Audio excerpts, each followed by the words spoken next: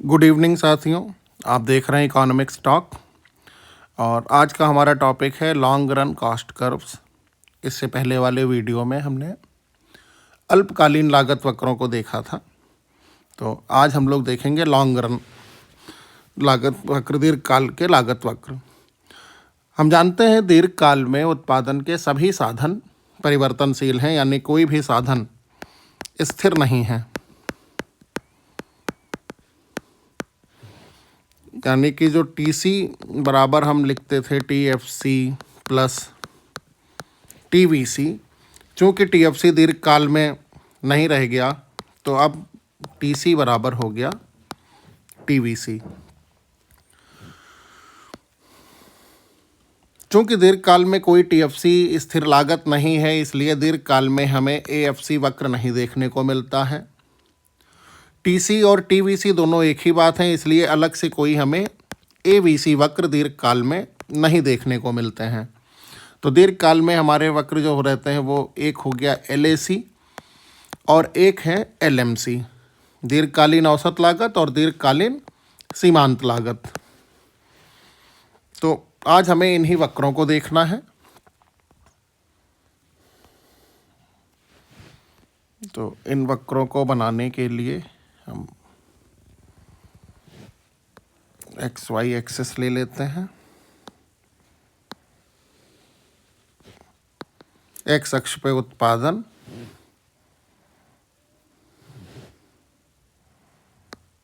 और वाई अक्ष पर लागत एलएसी और एलएमसी।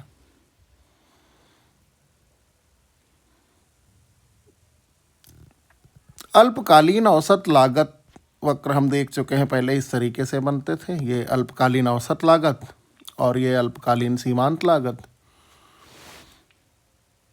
तो एक औसत लागत एक विशिष्ट प्लांट को व्यक्त करती है।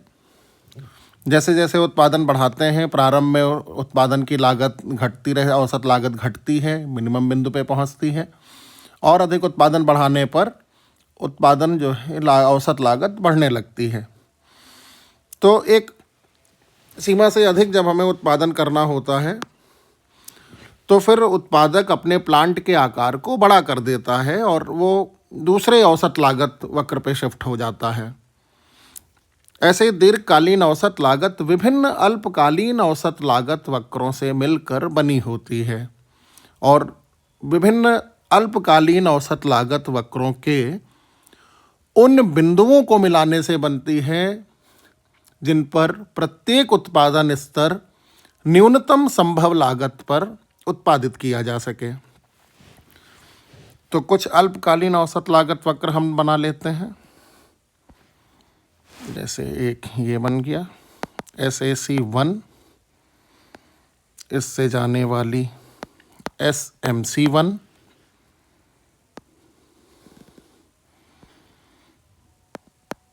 SAC2, इससे जाने वाली SMC2,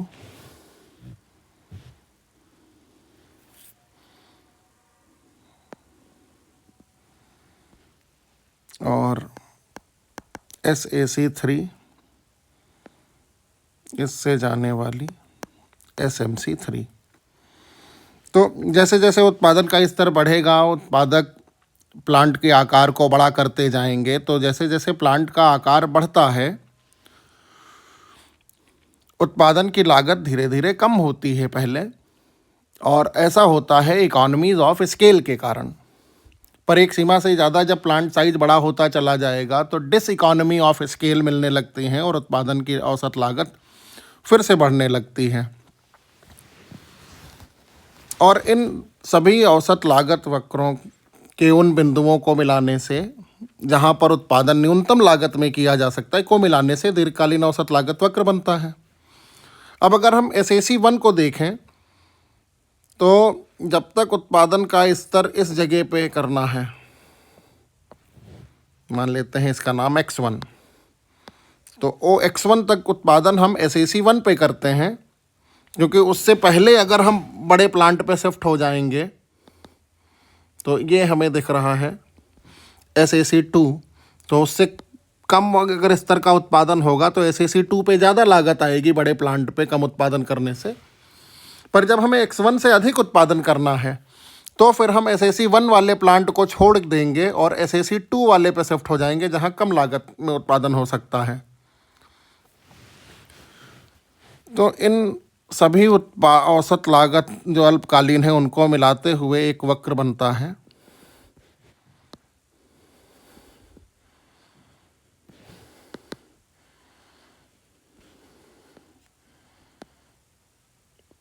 इस तरीके से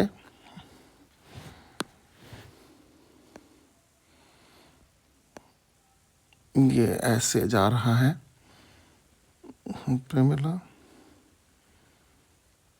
और ये हमारा आ गया। तो ये जो नीला वक्र बना ये कहलाता है LAC। LAC वक्र भी पहले नीचे गिरता हुआ होता है, यानी कि जैसे जैसे प्लांट का स्केल बदल रहा है वैसे वैसे उत्पादन घटती लागत पर हो रहा है। फिर जब और अधिक प्लांट बड़ा होता चला जाता है तो उत्पादन बढ़ती लागत पे हो रहा है। तो यहाँ से लेके यहाँ तक घट रहा है, उसके बाद बढ़ने लगता है। तो यहाँ से लेके यहाँ तक जहाँ तक घट रहा है औसत लागत वक्र दीर्घकालीन, तो हम कहते हैं कि ये जो है इंक्रीजिंग रिटर्न्स टू स्केल मिल रहे हैं, यानी पैमाना बदलने पर उत्पादन बढ़ती हुई मात्रा से बढ़ रहा है, अर्थात औसत लागत कम होती जा रही है। इस जगह पे मिनिमम हुआ तो यहाँ पे कांस्टेंट रिटर्न्स टू स्केल, और फिर जब आगे लागत बढ़ने लगी तो लागत बढ़ने को हम कहते हैं diminishing returns to scale, decreasing returns to scale. Same यही बात अल्पकाल में होती है, लेकिन अल्पकाल में जब औसत लागत यहाँ से लेके यहाँ तक गिर रही होती है तो हम, चूँकि दोनों साधन परिवर्तनशील नहीं हैं, एक साधन परिवर्तनशील है, एक साधन स्थिर है, या कुछ साधन परिवर्तनशील हैं, कुछ साधन स्थिर हैं, तो अल्पकाल में परिवर्तनीय अनुपात का नियम लागू होता है, जबकि दीर्घकाल में पैमाने के प्रतिफल। तो अल्पकाल में यहाँ से लेके यहाँ तक वृद्धिमान प्रतिफल का नियम है, अर्थात लागत घटती हुई है।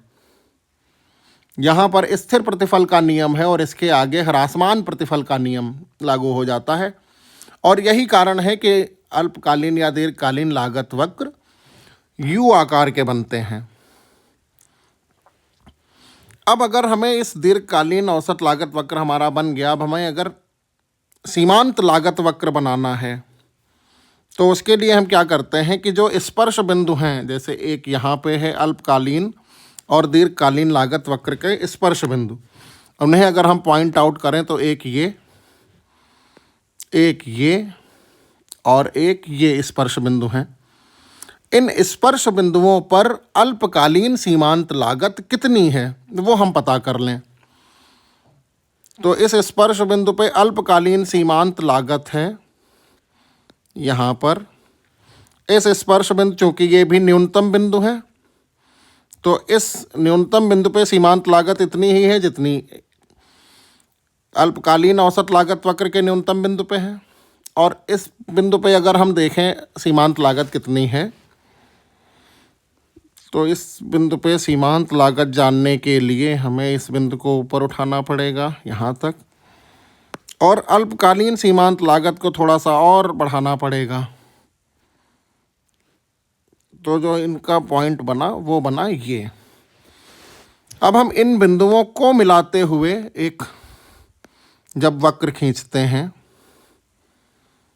इस तरीके से, ये जो लाल रंग से बना ये हमारा है LMC वक्र।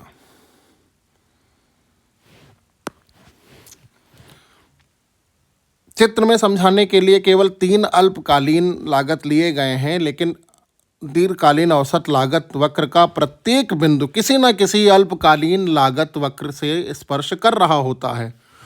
जैसे SAC1 और SAC2, इनके बीच में भी कोई प्लांट साइज होगा जो यहाँ पे स्पर्श कर रहा होगा, न्यूनतम पे पहुँच रहा होगा, जो यहाँ पे कहीं स्पर्श करते हुए न्यूनतम पे पहुंच रहा होगा और फिर ऐसे जा रहा होगा।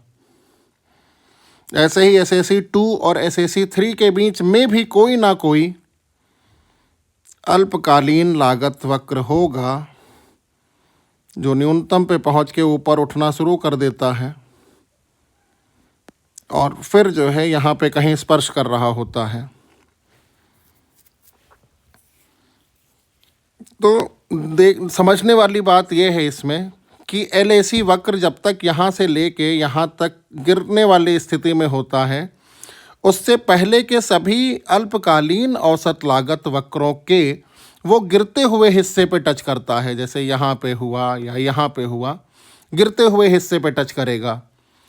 जिस समय दीर्घकालीन औसत लागत वक्र अपने न्यूनतम पे है, तो उस जगह पे वो संबंधित औसत लागत वक्र के न्यूनतम बिंदु को ही टच करेगा।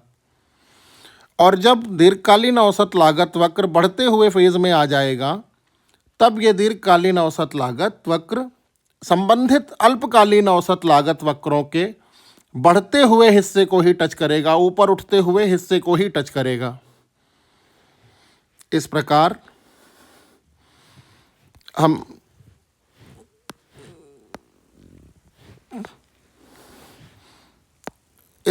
से हम देख सकते हैं कि ये हमारा दीर्घकालीन औसत लागत वक्र है और ये हमारी दीर्घकालीन ये औसत लागत है। LAC और ये LMC। तो यहाँ से यहाँ तक का जो दीर्घकालीन औसत लागत वक्र का गिरता हुआ हिस्सा है, इससे संबंधित ये जो है अपनी अल्पकालीन औसत लागत वक्रों के गिरते हुए हिस्से को टच कर रहा होगा।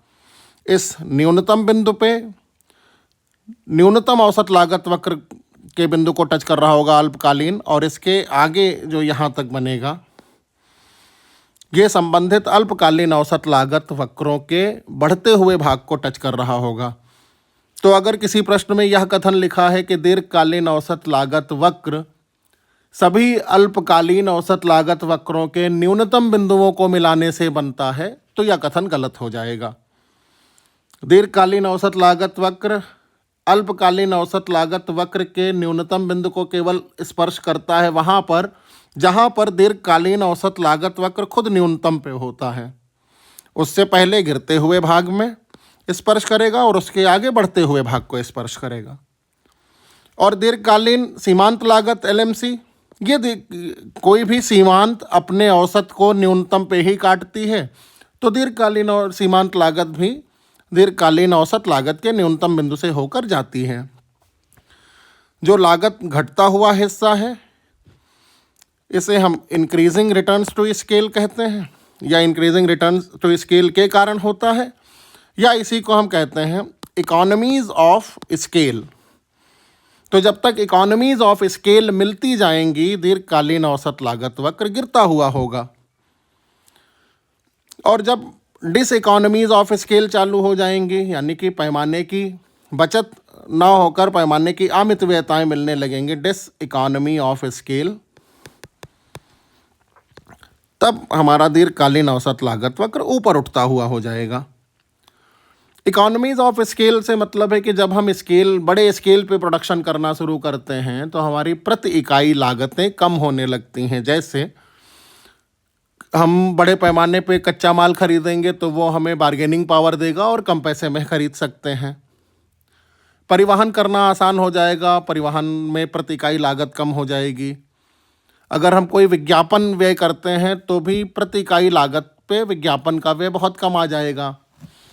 कोई छोटी सी फर्म है, छोटे से 10 इकाई उत्पादन कर रहा है, तब भी विज्ञापन व्यय उतना, और कोई 10,000 इकाइयाँ बना रहा है तो भी विज्ञापन व्यय उतना, तो प्रति इकाई लागत कम होने लगती है। लेकिन जब प्लांट का आकार एक सीमा से अधिक बढ़ जाता है, तब ये पैमाने की बचत समाप्त हो जाती हैं और फिर पैमाने की अमितव्ययताएं आ जाती हैं। एक सीमा से अधिक जब बड़ा हो जाएगा तो उसे मैनेज करना कठिन हो जाएगा, तो फिर ये लागतें बढ़ने लगती हैं। इतनी सी बात है दीर्घकालीन औसत लागत और दीर्घकालीन सीमांत लागत वक्रों के संदर्भ में। तो इस प्रकार से परंपरागत रूप से चाहे अल्पकालीन लागत वक्र हों चाहे दीर्घकालीन लागत वक्र हों, ये सभी यू आकार के होते हैं। पहले गिरते हुए होंगे, न्यूनतम पे पहुंचेंगे, फिर बढ़ेंगे। लेकिन लागतों के संबंध में कुछ आधुनिक विचार जो हैं वो कहते हैं, आधुनिक विचार ये क्या कहते हैं कि यदि ऐसा मतलब हो सकता है कि जो डिक्रीजिंग रिटर्न्स टू स्केल हैं ये आए ही ना, तो जिस स्थिति में डिक्रीजिंग रिटर्न्स टू स्केल नहीं आएंगे उस स्थिति में हमारा दीर्घकालीन औसत लागत वक्र इंक्रीजिंग रिटर्न्स टू स्केल गिरता हुआ होगा, कांस्टेंट रिटर्न्स टू स्केल स्थिर हो जाएगा, और डिक्रीजिंग रिटर्न्स टू स्केल जो इस अल्पकालीन औसत लागत वक्र को बढ़ाता वो तो आया ही नहीं। तो ऐसी स्थिति में हमारा LAC वक्र L आकार का बनता है। तो ये हमारा L आकार का बन गया। नंबर 1 बात। ऐसे ही आधुनिक विचार में एक और बात होती है जिसमें कहते हैं कि यदि ऐसा तो होगा नहीं कि ये अल्पकालीन मतलब दीर्घकालीन औसत लागत वक्र के लिए इंक्रीजिंग रिटर्न्स टू स्केल आया और तुरंत डिक्रीजिंग रिटर्न्स टू स्केल आ गया, और ये जो न्यूनतम बिंदु हुआ यहाँ पे तो बिल्कुल कांस्टेंट रिटर्न्स टू स्केल रुका ही नहीं थोड़ी भी देर। तो अगर कांस्टेंट रिटर्न्स टू स्केल एक लंबे समय तक रुका रहेगा तब क्या होता है कि पहले इंक्रीजिंग रिटर्न्स टू स्केल यहाँ तक आया, फिर कांस्टेंट रिटर्न्स टू स्केल कुछ समय तक रहता है और उसके बाद डिक्रीजिंग रिटर्न्स टू स्केल आया, तब हमारा LAC इस आकार का बन जाता है। इसे हम कहते हैं सॉशर शेप।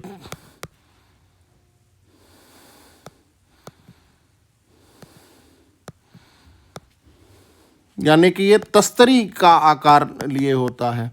तो दीर्घकालीन औसत लागत वक्र आधुनिक विचारधारा में L आकार के भी हो सकते हैं। कब? जब डिक्रीजिंग रिटर्न्स टू स्केल आए नहीं, या इसी को हम कह सकते हैं कि पैमाने की अमितव्ययताएं नहीं आई,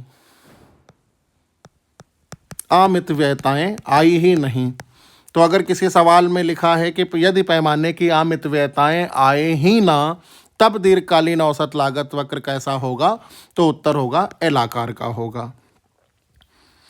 और अगर यह प्रश्न हो कि यदि पैमाने की मितव्ययताएं या पैमाने की बचत लगातार मिलती रहें, उस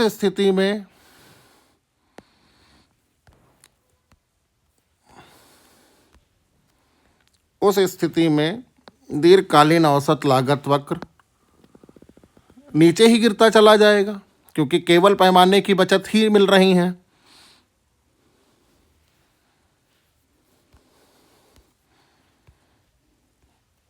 तो दीर्घकालीन लागत के संबंध में इतनी ही बातें थीं। आज की क्लास समाप्त हुई। धन्यवाद।